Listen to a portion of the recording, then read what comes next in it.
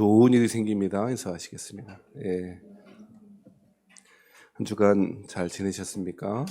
오늘도 저에게 여러분에게 하나님의 복된 은혜가 가득하게 넘치기를 주의 이름으로 축복드립니다. 오늘은 출애굽기 24장 1절부터 8절 말씀입니다. 많은 사람들이 구약의 가장 중요한 축이 되는 본문이라고 일컬어지는 본문이고, 나머지 본문들은 이 시내산 언약의 해설이고 확장이다라고 할 정도로 가장 중요한 성경의 중요한 장이라고 여겨지는 장입니다. 혹자들은 요한복음 3장 16절이, 어떤 사람들은 갈라디아 2장 20절이 가장 중요한 절이라고, 요절이라고 생각할 것입니다. 틀리지 않겠습니다만 그 근원이 되는 언약을 담고 있는, 언약식을 담고 있는 출애굽기 24장 오늘 본문이야말로 우리 신앙생활에 가장 중요한 통찰을 주고 있습니다. 하나님께서 당신의 백성들을 이끌어 가시는 방법은 당신 선택하신 백성들과 언약 관계를 맺음으로써 당신의 나라를 만들어 가십니다. 하나님은 아담과 하와와 언약 관계를 맺으셨습니다. 소위 행위 언약이라고 하는 관계를 맺으셨습니다. 그래서 하나님 말씀대로 순종하는지 그렇지 않은지라고 하는 그 행위 언약을 통해서 당신의 나라를 이끌어 가셨습니다.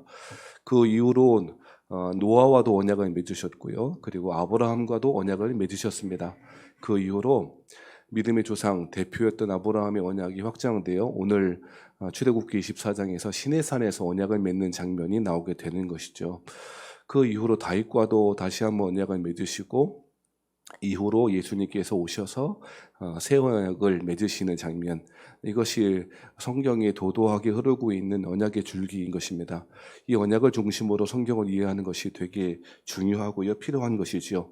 오늘 본문의 말씀은 특별히 그 언약의 가장 중요한 축인 그 예수님의 새 언약의 원형이 되어지는 시내산 언약 맺는 장면을 보여주고 있습니다. 출애굽기에는 우리 신앙생활에 가장 중요한 세 단계가 기록되어 있는데, 여러 차례 말씀드렸듯이 첫 번째는 해방과 탈출이라고 하는 국면입니다.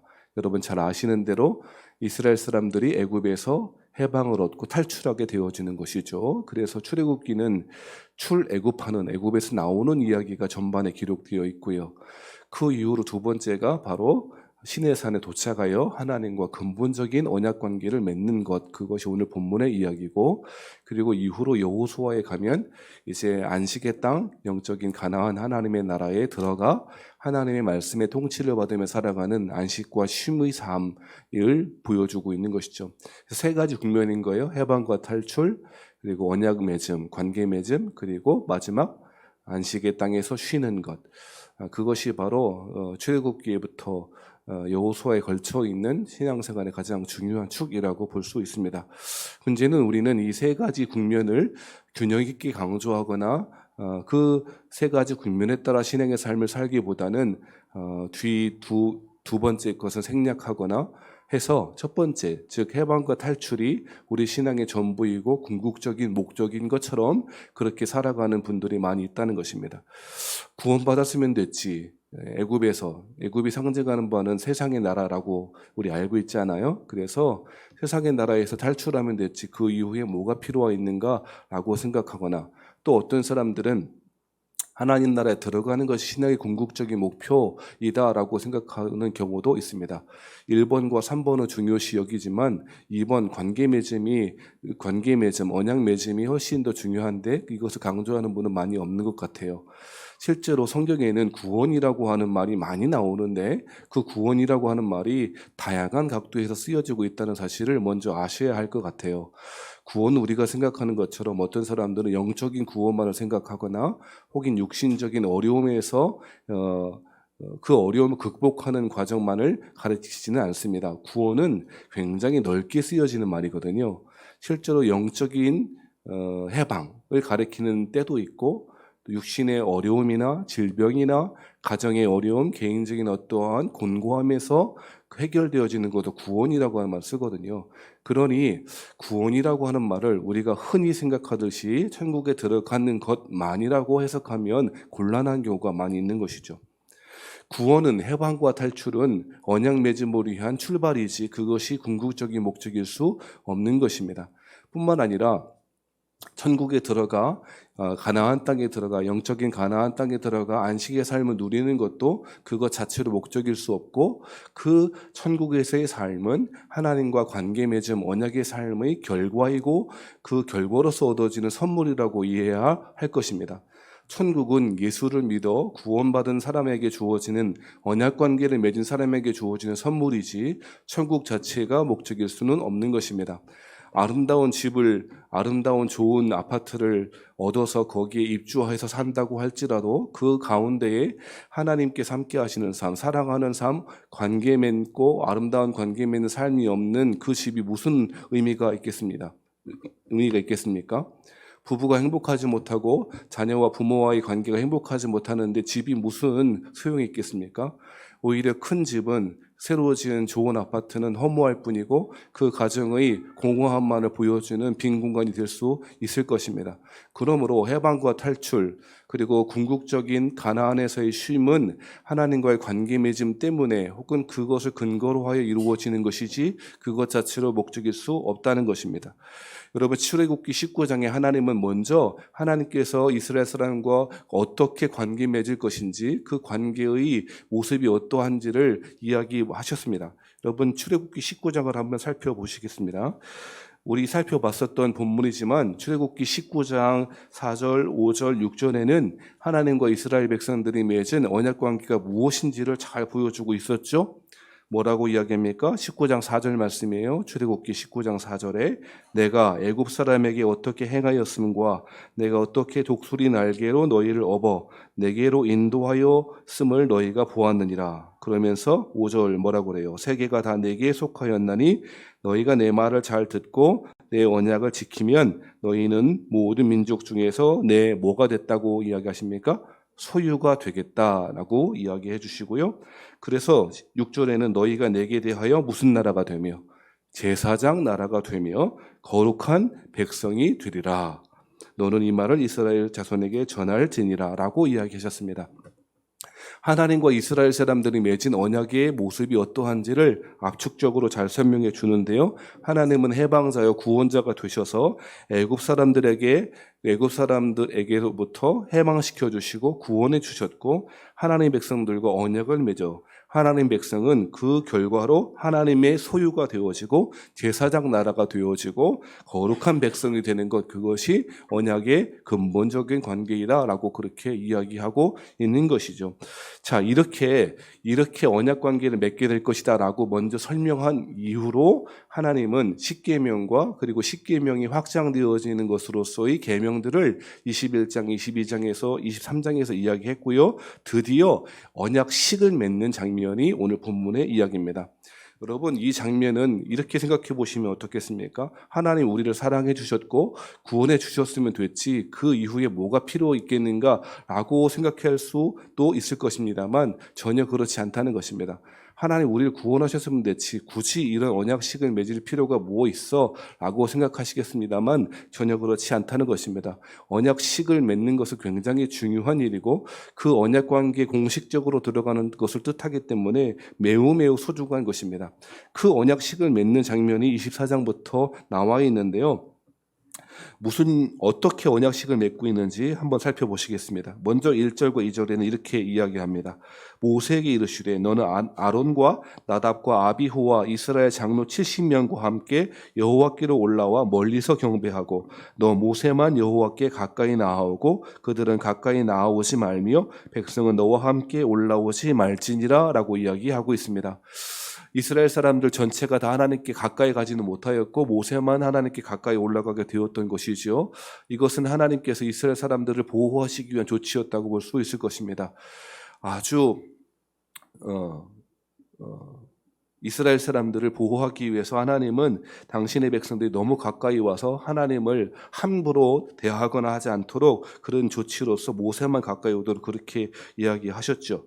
자, 그런 다음에 3절에는 이렇게 이야기하는데 모세가 와서 여호와의 모든 말씀과 그의 모든 율례를 백성에게 전하매 그들이 한 소리로 응답하여 이르되 모든 율례, 모든 말씀은 앞서 말씀드렸듯이 20장부터 기록되어 있는 23장까지 기록되어 있는 그 말씀들을 가리키는 것이겠죠.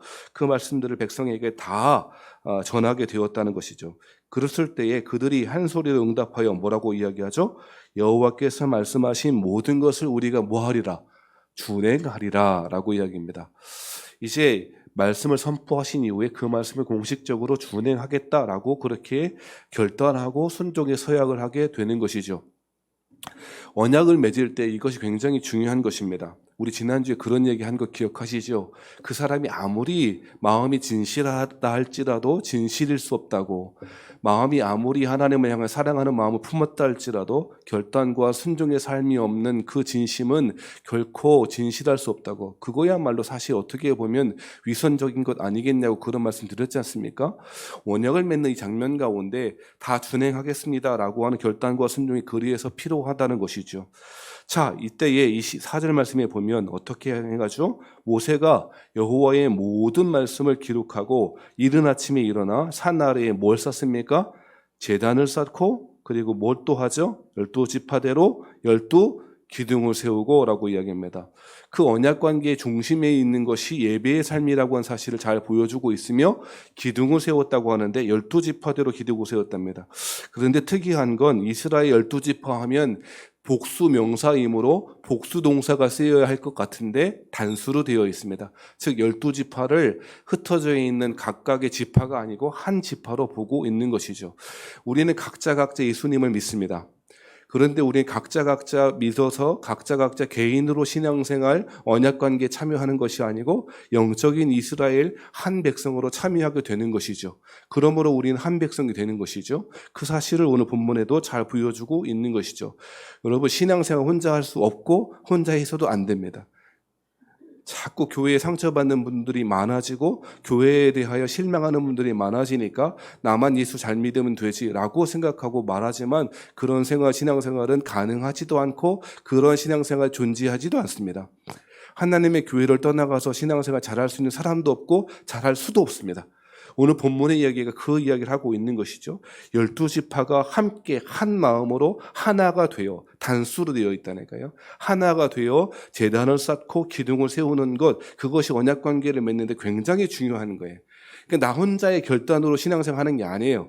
개인적으로 결단하는 것이 필요하겠습니다만 그 결단은 한 백성, 하나의 언약 백성 이스라엘 공동체에 내가 참여하는 원리를 가지고 있다는 것이죠.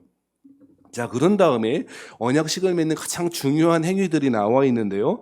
5절 말씀에 보면, 자, 제단을 쌓고 무슨 행위를 합니까? 여호와께 소로 번제와 화목제를 드리게 하고, 이후에 제사를 설명하는 시간이 있겠습니다만, 번제는 근원적인 속죄를 가리키는 제사이고, 화목제는 하나님과 사람과의 화평을 가져오는 peace offering. peace가 뭡니까? 화평, 샬롬 아닙니까? 샬롬의 제사, 화평을 이루는 제사를 드리게 되었다라고 하는 것입니다. 자, 그런데 그렇게 번제단에만 제사를 드린 것이 아니고요. 특이하게도 언약을 맺는 이 장면 가운데 무슨 일을 행합니까? 6절, 7절 말씀에 보면 모세가 그 피를 가지고, 그 소의 피겠죠. 그 피를 가지고 반은 여러 양푼에 담고 반은 제단에 뿌리고 이야기합니다. 피를 받아서 반은 양푼에 담아놓고요. 나머지 반 어떻게 했다고요? 제단에 뿌렸다는 거예요. 원래 화목제와 번제 드릴 때 그 피를 받아서 전부 다를 태워서 드리는 것이 번제와 화목제일 텐데 반은 그렇게 안 했다는 거예요. 반은 제단에 뿌렸는데 반은 그렇게 안 합니다. 자, 어떻게 하죠? 8절에 그 해답이 나와 있는데 8절 말씀에 보니까 모세가 그 피를 가지고 반 담은 양푼에 담아있는 그 반 피를 가지고 어떻게 하죠? 피를 가지고 백성에게 뿌리며 라고 이야기하죠. 그러면서 뭐라고 하죠? 이르되 이는 여호와께서 이 모든 말씀에 대하여 너희와 세우신 무슨 피니라? 언약의 피니라 라고 이야기하고 있다는 것입니다. 여러분, 이 본문의 말씀은 그냥 툭 튀어나온 그런 본문이 아니고 하나님과 아브라함이 맺었던 언약 관계에서 이미 보여주고 있습니다. 창세기 15장 말씀에 보면 하나님께서 아브라함과 언약을 맺으실 때에 너희가 내 말을 잘 듣고 갈대아 우르 땅에서 떠나와서 가나안 땅으로 가면 내가 너를 복의 근원이 되게 해주겠다라고 이야기했죠. 그 번역은 복 자체가 되게 해주시겠다라고 해석해야 된다고 말씀드렸습니다. 여러분, 내가 하나님의 언약 백성이 된다는 것은 내가 복 자체가 되는 거예요. 이해되신 분 아멘. 내가 언약 백성이 됐다는 것은 하나님으로부터 무엇인가 선물을 많이 받겠다가 그 정도가 차원이 아니고요. 내가 복 자체가 되는 거예요. 그래서 영어 성경에는 You will be a blessing. 아브라함 보고 너 아브라함이 will be 될 것이다. 뭐가? blessing. 축복이 될 것이다. 복이 될 것이다. 언약 백성 된다는 것은 하나님의 주신 축복의 어떠한 결과를 얻을 것이다. 선물을 얻을 것이다 정도가 아니고요. 뛰어넘어서 복 자체가 될 거라고 하는 선언이다라고 하는 것입니다. 자, 그런데 하나님께서 이렇게 아브라함에게 언약 관계를 설명하시면서 무슨 일을 벌이시냐면 창세기 15장에 보니까요. 여러 가지 재물들을 아브라함이 반으로 쪼개놓어요. 재물들을 새는 그대로 두고 나머지 소나 이런 것들을 반으로 쪼개놔요. 그래서 양쪽으로 이렇게 벌려놓습니다. 그러면 그 중간에 어떻게 되겠어요? 피로 흥건할 거 아니에요. 그죠? 그때 하나님이 창세기 15장에 보니까 하나님께서 어떻게 하셨다? 하나님께서 거기로 지나가셨다. 이게 무슨 뜻이겠어요? 피 사이로 지나갔다는 얘기는 고대 근동의 언약을 맺는 것들을 차용해 오셔서 말씀하시는 방법일 텐데 만약에 이 언약 관계를 깨어뜨리면 이 재물이 깨어지듯이 생명을 잃을 것이다 라고 하는 선언인 것이죠. 여러분 하나님께서는 그런 선언을 할 필요가 없으세요. 그럼에도 불구하고 언약 관계를 깨트려 버렸을 때에 얻게 되는 그 결과가 얼마나 위중한지를 그런 식으로 잘 보여주고 있는 것이죠. 피 흘림이 생긴다는 거예요. 그리고 바로 아브라함에게 하나님 무엇을 명령하시냐면 창세기 17장에는 아브라함에게 뭘 행하라고 말씀하세요? 할례를 행하라고 말씀하세요. 할례는 언약의 징표 아니에요. 그러니까 할례하면 뭐를 흘려요? 피를 흘릴 수밖에 없죠. 그러니까 아브라함도 할례를 행함으로써 하나님과 맺은 언약을 깨뜨려 버렸을 때 피 흘림이 있을 것이다. 생명을 잃을 것이다 라고 하는 상징으로 그렇게 보여주셨던 것이죠. 그러니까 창세기 15장에 하나님께서 피 사이로 지나가심으로써 그리고 창세기 17장에 아브라함이 할례를 행함으로써 이 언약을 깨어뜨려 버렸을 때에 생명을 잃어버리게 될 것이다 라고 하는 사실을 그런 식으로 잘 보여줬던 것이죠. 그것이 바로 오늘 어디에서 재현되느냐? 시내산에서 하나님께서 이스라엘과 맺은 그 언약에서 재현되고 있는 것이죠. 번제와 화목제로 잡았던 그 소의 피를 담아서 반은 어디다 뿌렸어요 일단? 번제단에 뿌렸다는 얘기는 하나님 편에서 언약을 신실하게 지킬 것이라고 하는 자기 선언인 것이고요. 그리고 그 반을 누구에게 뿌렸다고요? 이스라엘 백성들에게 피를 쫙 뿌렸다는 거예요. 그러니까 그 언약을 맺을 때에 그냥 좋기만 하고 그런 것이 아니고 피비린내 나는 그 피로 온 백성이 다 피로 뒤집어 쓰는 일들이 바로 그 언약식 관계 가운데 있게 되었다는 것입니다. 이러한 사실은 언약을 깨어뜨려 버렸을 때에 하나님의 백성들이 얻게 될 그 결과가 무엇인지를 잘 보여주고 있다는 것입니다. 여러분, 하나님과 언약 백성이 된다는 것은 복이 되는 것뿐만이 아니라 하나님의 백성으로서 축복을 얻는 것뿐 아니라 언약을 깨어뜨려 버렸을 때에 근원적인 저주와 사망과 그 하나님께서 내리시는 그 벌이 기다리고 있음을 이야기하고 있다는 것입니다. 그래서 여러분 신명기 28장 말씀에 보면 여러분 잘 아시는 말씀 있잖아요. 신명기 28장 여러분 좋아하는 말씀 아닙니까? 나가도 복을 받고 들어와도 복을 받고 떡그릇이 복을 받고 이런 거 이야기 있지 않습니까? 어떠할 때 복을 받죠? 하나님의 말씀을 할 때? 준행할 때 복을 주시겠다라고 하는 선언들이 다 기록되어 있습니다. 그런데 문제는 거기서만 그치지 않고 꼭 2배의 분량으로 하나님의 말씀을 준행하지 않을 때에 언약의 말씀을 지키지 않았을 때 받게 될 벌과 그 저주와 사망에 대해서 이야기하고 있죠. 나가서 복을 받는 것이 반면에 정반대로 말씀을 준행하지 않을 때 나가나 들어오나 다 저주를 받게 될 것에 대해서 이야기하고 있다는 것입니다. 바로 이러한 언약 관계에는 생명과 사망, 축복과 저주라고 하는 2가지 측면이 그대로 존재하고 있다는 것입니다. 그것이 언약 관계라고 하는 것입니다. 여러분 그러면 이런 말씀을 들으면 어떤 생각이 들 것 같으냐면 이런 게 다 있나? 예수 믿으면 좋기만 할 것 같은데 이렇게 저주한다 그러고 이러는가? 언약 관계를 깨트려 보면 생명을 잃어버릴 거라고 말하는가? 하나님이 우리를 구원하셨다면 끝까지 책임져 주시겠다고 하는 성도의 견인이라고 하는 교리와 맞지 않은 것 아닌가? 라고 하는 생각이 들 것입니다. 하지만 전혀 그렇지 않은 것이 생명의 길은 하나님의 길입니다. 하나님의 말씀하신 길 자체가 생명의 길입니다. 그러므로 어떠한 사람이 하나님의 말씀의 길을 떠났다라고 하는 것은 이미 그 사람은 생명의 길이 아니고 사망의 길을 선택한 것이죠. 제가 자주 비유로 말씀드렸어요. 무엇을 했기 때문에, 우리가 죄인이기 때문에 죄를 짓는 건가요? 죄를 지었기 때문에 죄인인가요? 그런 질문 많이 하죠. 그게 그거 아닙니까? 하지만 전혀 그렇지 않아요. 여러분, 성경은 죄를 지어서 죄인이 되었다라고 말하지 않아요. 그건 세상이 말하는 거고요. 하나님을 떠난 것이 죄가 죄인이 된 것이고요. 죄인이기 때문에 죄를 짓는 거예요. 이해되시면 아멘. 그러니까 하나님의 말씀의 길을 떠났다고 하는 것 자체가 이미 어떤 길로 들어선 거예요? 죄의 길, 사망의 길, 심판의 길로 들어선 것이죠. 그러니까 여러분요, 내가 좀 실수도 할 수도 있고 잘못할 수도 있지, 하나님이 말씀대로 순종 안 한다고 저렇게 벌하시나? 이런 마음을 먹는다는 것 자체가 성경이 말하는 이해와 전혀 다른 거예요. 아니, 우리 서울 가려면 경부고속도로 상행선 타야 되는데 하행선 타놓고서는 왜 서울 못 가냐라고 하는 것은 말이 안 맞잖아요. 살아가신 여러분, 그 말이, 이 지금 설명드린 말씀이 하나님께서 생명과 축복과 그리고 사망과 저주라고 한 두 가지 길을 너희 앞에 두었다라고 하는 그런 의미일 것입니다. 그것이 바로 오늘 본문에 나와 있는 것이죠. 언약 관계를 맺으면서 하나님은 피를 뿌리면서 이 언약 관계를 떠나가고 말씀을 준행하지 않을 때에 얻게 될 이 어려움과 사망과 저주에 대해서 그렇게 선언하고 있는 것입니다. 그런데 여러분, 이렇게 이야기하면 참 재미없을 것 같습니다.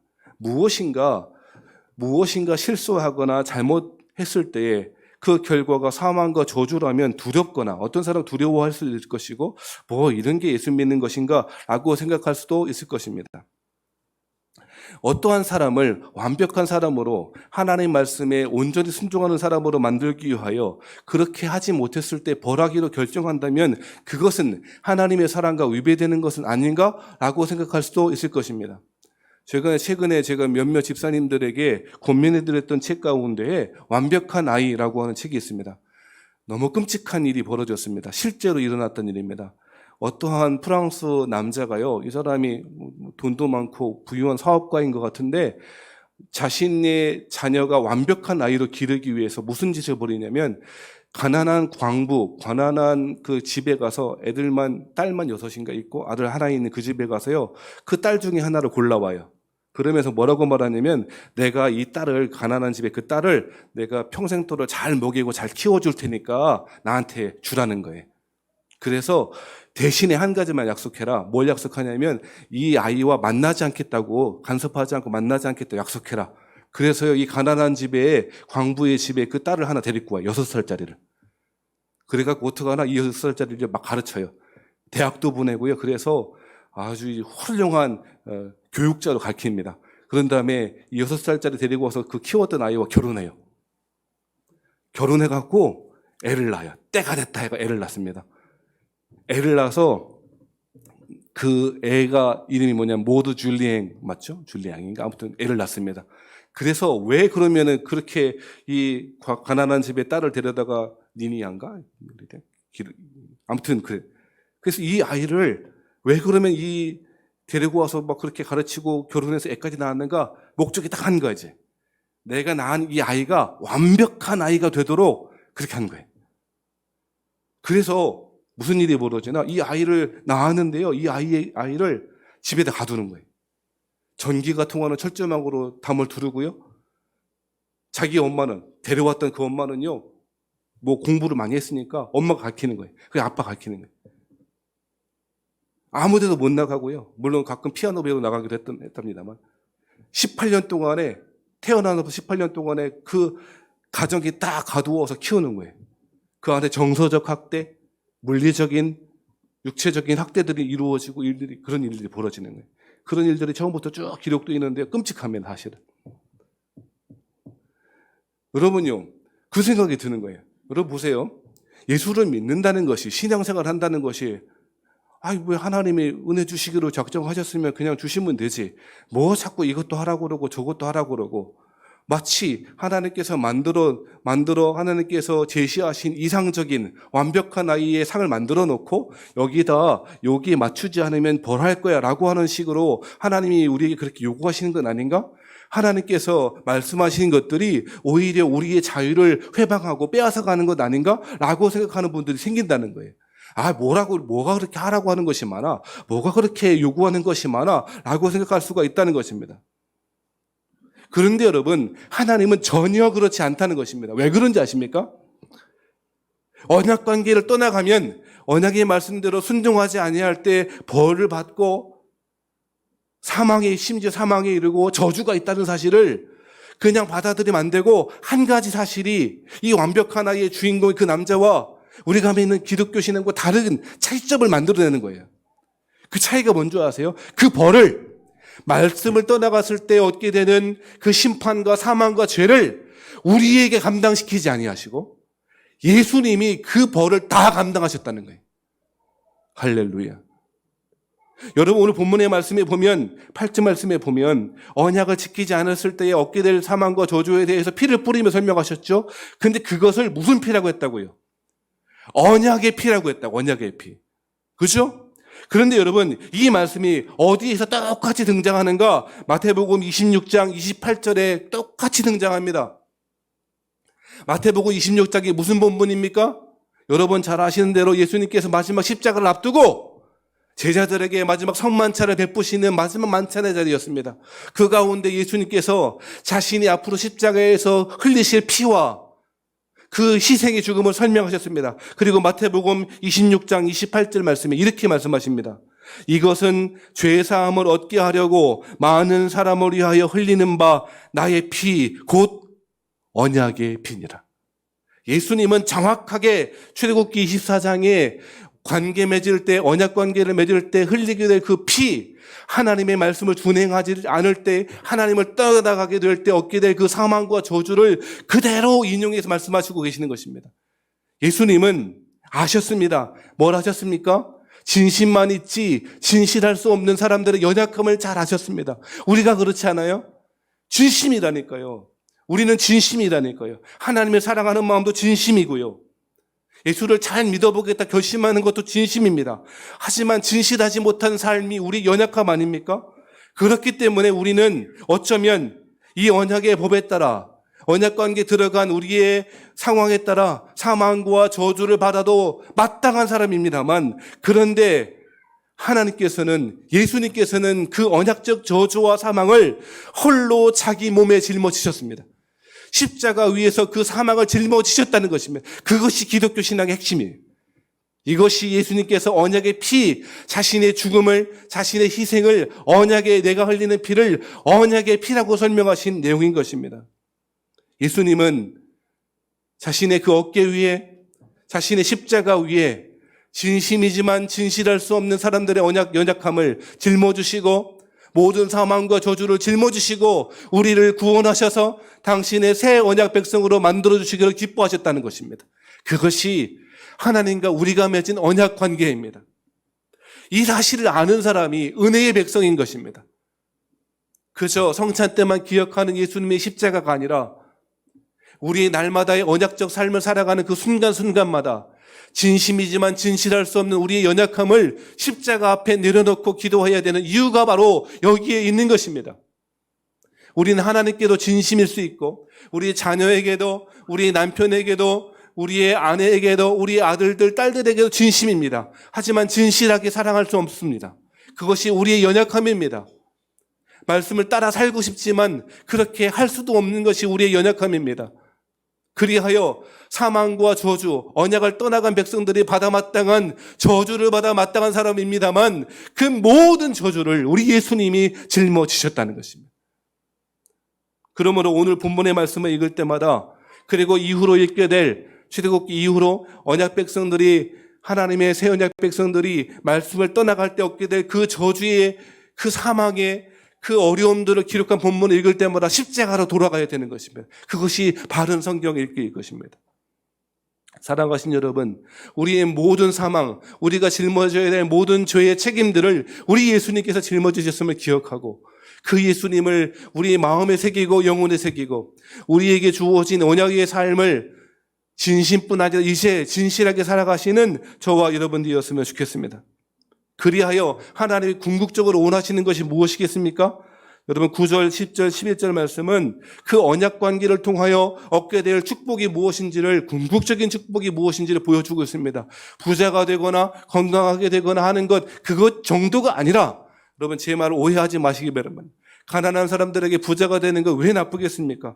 저는 우리 교인들이 일용할 양식으로 채우신 하나님의 은혜가 있었으면 좋겠습니다. 과부의 기름병에 기름이 떨어지지 않는 축복이 있었으면 좋겠고요. 우리의 자녀들이 축복의 삶, 언약 백성으로의 삶을 신실하게 살아갔으면 좋겠고, 병든 자 없이 건강하고 강건했으면 좋겠습니다. 영과 혼과 육이 강건하게 되기를 주의 이름으로 축복합니다. 그러나 그것 자체가 목적일 수는 없습니다. 왜요? 10절, 11절, 9절부터 11절까지 나와 있는 궁극적인 하나님이 주시고자 하는 축복에 비하면 그것은 비교할 수 없는 것이기 때문에 그렇습니다. 건강해도 은혜가 없는 사람이 있을 수 있습니다. 부자가 되어도 하나님의 은혜를 떠나가서 사는 사람들 얼마든지 있습니다. 참 안타까운 건 오늘날 많은 사람들이, 우리의 자녀들이 그저 돈 많이 버는 것이 궁극적인 행복한 삶이라고 생각하니 얼마나 안타까운지 모르겠습니다. 돈 많아도 불행한 사람 많아요. 육신이 건강해도 팔팔해도 그 건강함을 가지고 하나님을 떠나 사는 사람들이 얼마나 많아요. 반대로 부자이지 못하고 가난해도 일용할 양식 없어도 감사하며 행복하게 살아가는 사람들 얼마든지 말할 수 있어요. 건강하지 않아도 하나님 앞에 강건하게 살아가는 사람 얼마나 많아요. 살아가신 여러분, 그것이 궁극적인 축복이 아니고, 오늘 본문의 말씀에 의하면 궁극적인 하나님이 주시는 그 언약을 통해서 주시는 축복이 무엇인지 설명하는데, 17절 말씀에 보면 너무너무 중요한 한 단어가 나와요.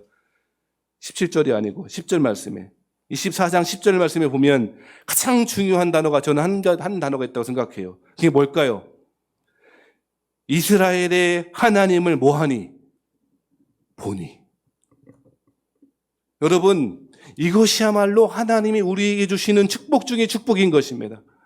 그토록 그리웠던 하나님, 그저 우리의 마음속에서만 어쩌면 커다란 빙벽처럼, 얼음벽처럼 느껴졌던 그 하나님, 기도할 때마다 하나님 어디 계셨는지 찾고 또 찾아도 나에게 살갑게 한 번도 다가와 주지 않았던 것처럼 느껴졌던 그 하나님, 이 코로나 시대에 하나님은 어디에 계신지, 도대체 우리 세원학교를 어떻게 이끌어 가실지, 답답한 우리의 마음 가운데 하나님은 왜 나를 그냥 내버려 두시는지, 그런 그 하나님을 언약 백성들에게 뭐라고 말씀하시냐면, 그 언약 백성들이 하나님을 보았다라고 말합니다. 하나님을 보니, 그리웠던 하나님, 그 하나님을 보게 되는 것이라고, 그것이 축복이라고 말하는 것이죠. 그리고 11절 말씀에는 이렇게 말합니다. 하나님이 이스라엘 자손들의 존귀한 자들에게 손을 대지 아니하셨고, 여러분, 하나님을 함부로 볼 수 없었지 않습니까? 그래서 하나님을 함부로 나아갈 때마다 제사장들이, 대제사장들이 1년에 한 번 그 지성소에 들어갈 때마다 심지어는 허리에다 허리끈을 매어서 방울을 메고 들어갔지 않습니까? 하나님을 함부로 볼 수 없었습니다. 그런데 그 언약 백성들이, 이스라엘의 존귀한 이스라엘의 그 대표들이 하나님을 배웠는데 하나님이 그들에게 손대지 않았다는 것입니다. 11절 말씀의 끝에 보니까 그들은 또 하나님을 뭐하고?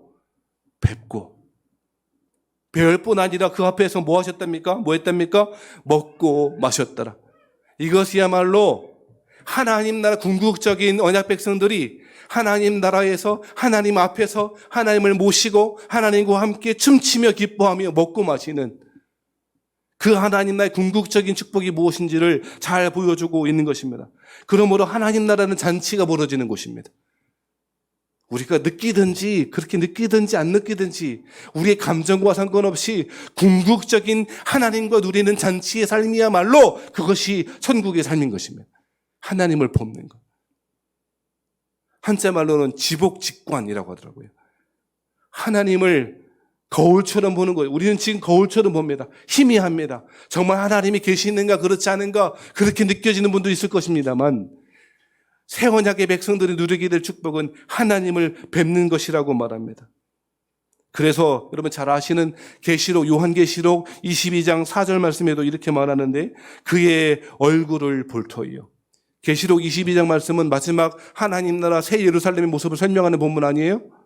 거기 보면 여러 가지 이야기가 나옵니다. 수정같이 맑은 생명수의 강을 내게 보이셨다. 그 길 가운데, 그 생명의 강 가운데 강 좌우에 생명나무가 있다. 12가지에서 가장 좋은 열매들이 맺힌다. 여러 가지 이야기합니다. 그 열매를 먹는 자마다 모든 만국을 치료하는 열매가 된다. 그 하나님 나라 새 예루살렘엔 다시 저주가 없다. 하나님과 그 어린 양의 보좌가 그 가운데 있다. 여러 가지 이야기를 합니다. 그러면서 마지막 계시록 22장 4절 말씀에 그의 얼굴을 볼 터이요.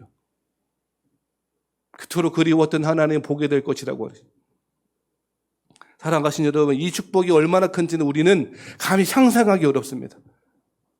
상상할 수 없습니다.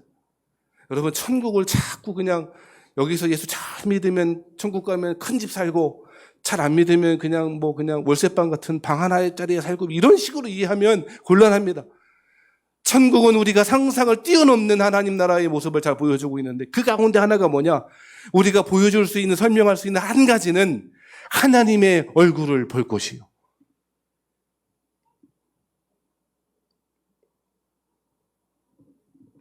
이 이야기를 계시록 3장 20절 말씀에는 이렇게도 설명했습니다. 볼지어다 내가 문 밖에 서서 두드리노니 누구든지 내 음성을 듣고 문을 열면 내가 그에게로 들어가 그와 더불어 먹고 그는 나와 더불어 먹으리라.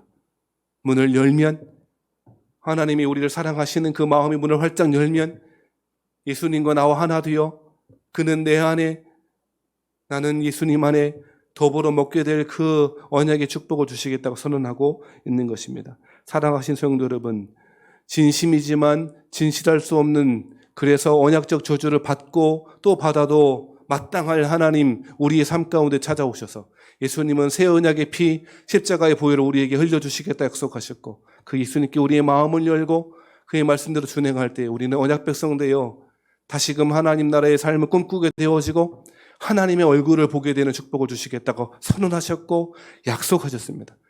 우리가 그래서 새 언약의 백성인 것이고요. 우리가 하나님의 궁극적인 축복을 얻는 사람 되는 것이죠. 그리웠던 하나님 마음으로부터 보고 싶었고 그토록 그리웠던 하나님을 이제 우리 마음뿐 아니라 얼굴로 보게 될, 얼굴과 얼굴을 맞대어 보게 될 그 하나님 나라를 꿈꾸며 살아가시는, 그 하나님 나라의 소망과 축복을 품고 살아가시는 저와 여러분 되시기를 주의 이름으로 축복합니다.